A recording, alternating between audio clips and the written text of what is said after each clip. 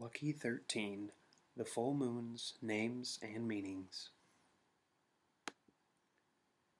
Many cultures have given names to the full moon throughout the year.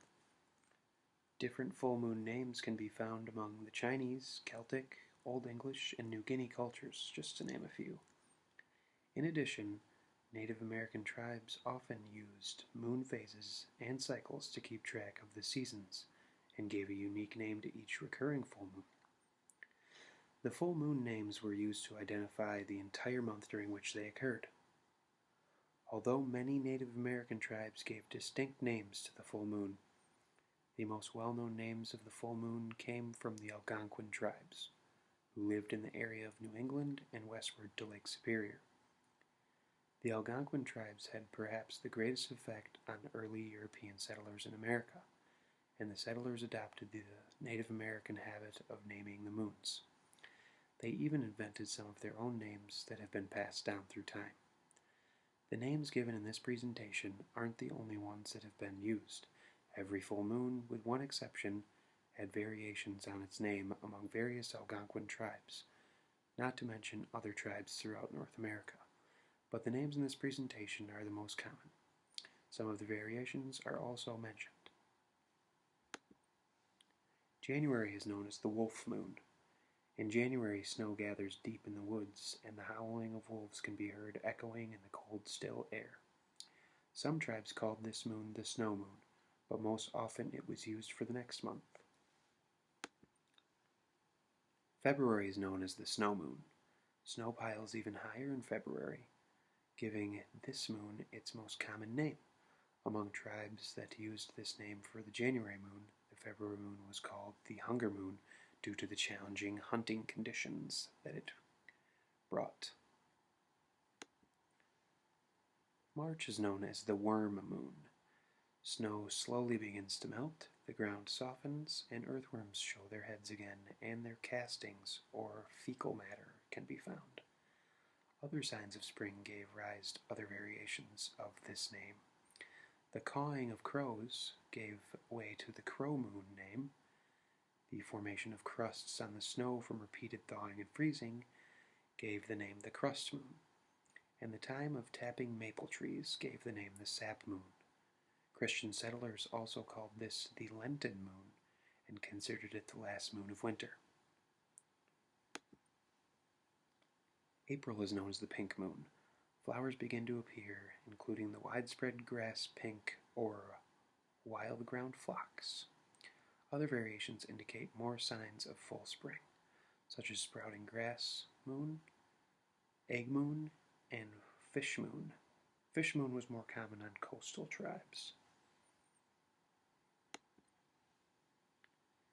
May is known as the flower moon.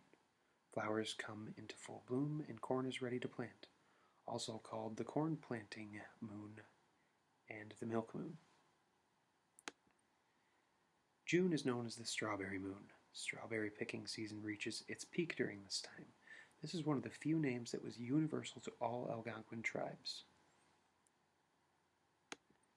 July was known as the buck moon.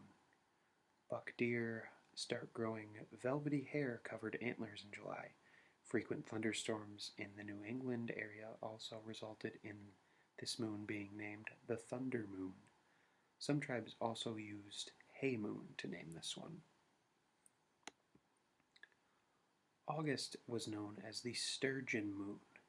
The sturgeon is a large fish that is common in the Great Lakes area as well as nearby bodies of water. It is most easily caught during this month, therefore naming the moon sturgeon moon. The reddish appearance of the moon through the frequent sultry hazes of August also prompted a few tribes to dub it the red moon. Other names included the green corn moon and the grain moon. September is known as the harvest moon. Many of the Native American tribes' staple foods such as corn, pumpkins, squash, beans, and rice are ready for gathering at this time. The strong light of the harvest moon allowed European farmers to work late into the night to harvest their crops. The harvest moon does not always occur in September. Traditionally, The name goes to the full moon closest to the autumn equinox, which falls during October once or twice a decade. Sometimes the September full moon was called the corn moon. October is known as the hunter's moon. After the fields have been reaped, the leaves begin to fall, and the deer are fat and ready for eating. Hunters can ride easily over the field's stubble, and the fox and other animals are more easily spotted. Some years, the harvest moon falls in October instead of September. November is known as the beaver moon. At this time of the year, the beaver are busy preparing for winter, and it's time to set beaver traps and secure a store of warm fur before the swamps freeze over. Some tribes called this the frosty moon. December, the moon is known as the cold moon. Winter takes a firm hold and temperatures plummet at this time. Sometimes this moon is also called the long night moon, as the winter nights lengthen and the moon spends more time above the horizon opposite a low sun. The full moon name often used by Christian settlers is the moon before Yule.